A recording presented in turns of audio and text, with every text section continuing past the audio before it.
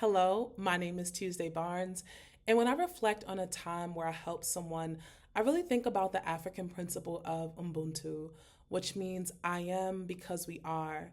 And really embodied in the spirit of this principle is this notion for me that I am where I am because of the sacrifices that other folks have made for me. And thereby, I have a responsibility to also give back to others, to kind of lift as I climb. And so, to illustrate this, I would like to talk a little bit about my mentorship work, specifically with three students that I work with at Anne Arundel Community College. And so, with these three students, I help them to develop sociological questions and also to develop their methodologies around really exploring those questions.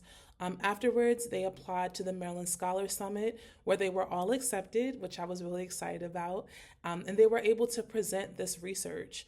They were able to engage in really rigorous conversation around not only why they selected the research questions and how they kind of interrogated these things methodologically, but also their results, right? So, like, what did these things mean, particularly to a lay audience, right? To folks who aren't social scientists or folks who aren't grappling with this. Why is this important?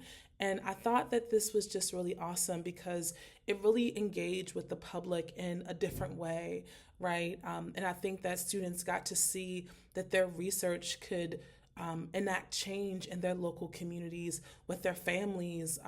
People had their children come out, people had their cousins and their moms and sisters and brothers. And so it was really just a beautiful way of showcasing how research can impact and lift up communities.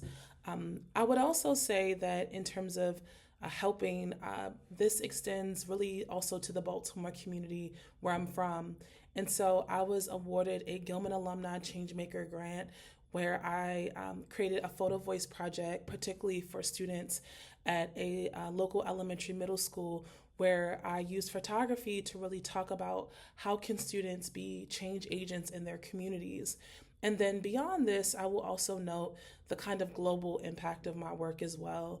So I was accepted as a critical language scholarship recipient to go to Arusha, Tanzania last summer, where essentially I created an open mic where local Tanzanians and American students could come together and share in song, dance, and poetry, and allow art to also be this space of creating change, but also being a bridge in between cultures. So thank you so much for the opportunity to reflect on this question, and I hope you have a wonderful rest of your day.